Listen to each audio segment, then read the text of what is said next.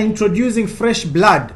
It's introducing new ideas. So we are saying as Haki Africa, learning from the experience of Uganda, that we shall resist any attempts to change the constitution to remove the presidential two-term limits. And maybe His Excellency can also speak to that from their experience, and then we'll open it up to members of the media to ask questions. Thank you very much. I have spoken about constitutionalism and the need to maintain constitutionalism, not just constitution. Thank you very much, my brother. Good morning, ladies and gentlemen, members of the press. I want to thank our brothers of Haki Africa for having us, our brothers and sisters, for having us. We don't take this for granted. With me, I came with part of the leadership of the National Unity Platform and People Power, the party and movement that I lead in Uganda. We are glad to be here in Kenya. Yesterday, we had a Human Rights Accountability Conference, a Uganda Human Rights Accountability Conference in Nairobi, Kenya. Why? Because we cannot have it in Uganda, because the authorities in Uganda have no regard for human rights whatsoever. Even those that are dared to have prayers, to have a vigil back home in our offices, were arrested, and of course dispersed with tear gas and live bullets. That's the situation in Uganda today. We are thankful that we are not isolated by our fellow members of the East African community, our brothers and sisters. It is not the first time.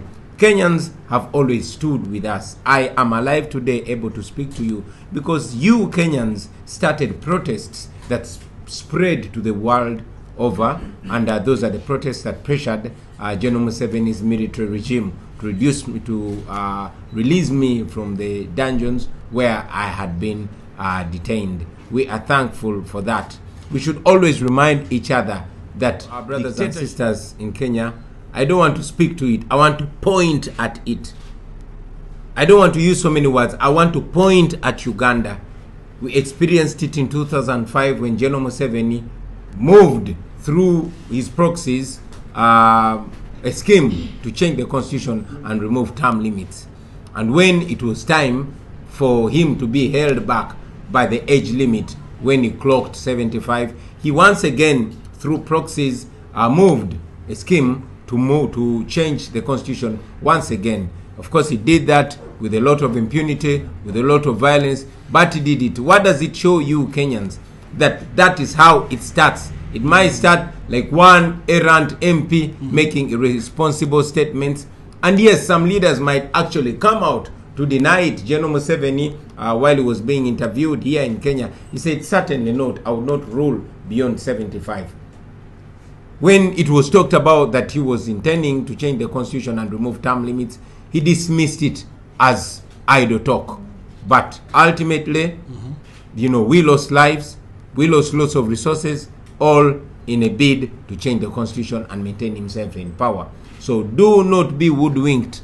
It is you and only you, the people of Kenya alone, that can retain your constitution, that can protect your constitution. Of course, we continue to tell you that defend your constitution before your constitution is too weak to defend you. The struggle for Uganda is a long one.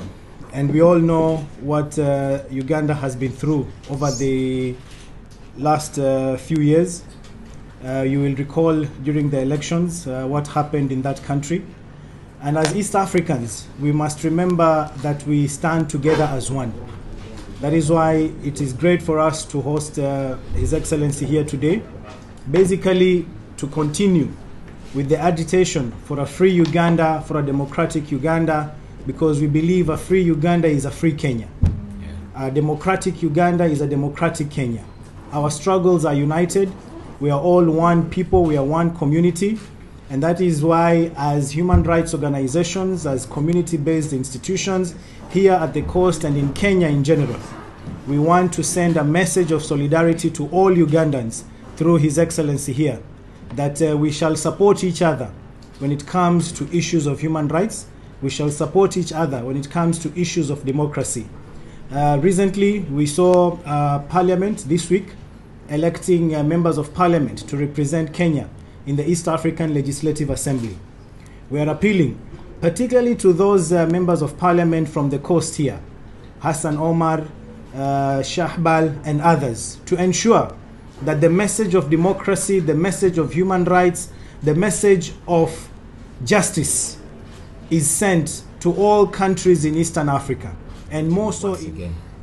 Viva democracy, viva! Viva! Viva justice, viva! Viva! Viva human rights, viva! Viva! Viva freedom, viva! Viva! Your Excellency, one of the issues that we are faced with currently as a country, we know that there have been attempts by one or two members of parliament to introduce an idea of removing the presidential two-term limits.